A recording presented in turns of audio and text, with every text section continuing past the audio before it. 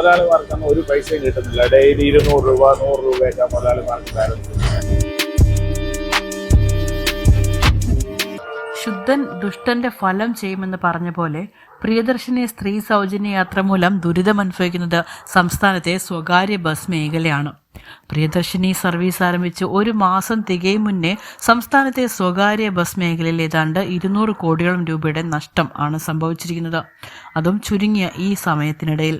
മിക്ക റൂട്ടുകളിലും പ്രിയദർശിനി സർവീസ് ആരംഭിച്ചതോടെ സ്ത്രീ യാത്രക്കാരുടെ എണ്ണം കുറഞ്ഞു. കൂടാതെ ബസ് ജീവനക്കാരുടെ ശമ്പളവും ഡീസൽ, ബസിന്റെ ടെസ്റ്റ് ഉൾപ്പെടെയുള്ള ചിലവുകൾ വഹിക്കാൻ വലിയ സാമ്പത്തിക ബുദ്ധിമുട്ട് നേരിടുന്നു എന്നാണ് ബസ് ഉടമകൾ പറയുന്നത്. 100% നഷ്ടം. ഇപ്പോൾ മുതലാളിമാർക്കൊന്നും ഒരു പൈസയും കിട്ടുന്നില്ല. ഡെയിലി 200 രൂപ 100 രൂപയൊക്കെ മുതലാളിമാർക്ക് ബാലൻസ്. അല്ലാതെ ഒന്നും കിട്ടുന്നില്ല. ഇതിപ്പോ ചുമ്മാ നഷ്ടത്തിൽ നടന്നു കൊടുക്കുന്നത്. ഈ വണ്ടിക്ക് എത്തിരിക്കുന്ന ആൾക്കാരെ എണ്ണം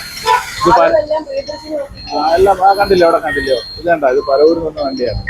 കണ്ട, മൊത്തം 4 പേരാ ഉള്ളത്. അവിടെ നിന്ന് ഇവിടം വരെ വരുമ്പോഴത്തേക്ക് എത്ര 10 ലിറ്റർ ഡീസലോളം ആവും. ഡീസലിന്റെ പൈസ പോലും കിട്ടത്തില്ല. പിന്നെ ചുമ്മായിട്ട് ഓടിക്കുന്നേ ഉള്ളൂ. ഇത് എപ്പം നിർത്തുമെന്ന് നമുക്ക് തന്നെ അറിയുന്നത്. ആ രീതിയിലാണ്. ലാഭമൊന്നുമില്ല, നഷ്ടം മാത്രമേ ഉള്ളൂ. ഭയങ്കര മോശമാണ്. കാര്യം എന്ന് പറഞ്ഞാൽ ഡെയിലി നമുക്ക് എങ്ങനെ പോയാലും കുറഞ്ഞുകൊണ്ടിരിക്കുകയാണ്, കൂടിക്കൊണ്ടിരിക്കുകയല്ല. ഡെയിലി ഓരോ ദിവസം കഴിയുന്നതോറും കുറഞ്ഞുകൊണ്ടിരിക്കുകയാണ്. ഇക്കണക്കിന് പോയാൽ സ്വകാര്യ ബസ് കട്ടുപുറത്താകുമോ എന്ന ആശങ്ക നിലനിൽക്കുന്നു. മിക്ക സ്വകാര്യ ബസ്സുകളിലും 3 or 4 യാത്രക്കാർ മാത്രം. KSRTCയെ കരപിടിപ്പിക്കാൻ നടത്തുന്ന ഈ ശ്രമങ്ങൾ വലിയ പരാജയത്തിലേക്ക് മൂക്കുകുത്തുമോ എന്ന ആശങ്കയാണ് നിലനിൽക്കുന്നത്. പ്രിയദർശിനി കൊണ്ട് ശരിക്കും എന്ത് നേട്ടമാണ് സർക്കാർ ഉദ്ദേശിക്കുന്നത്?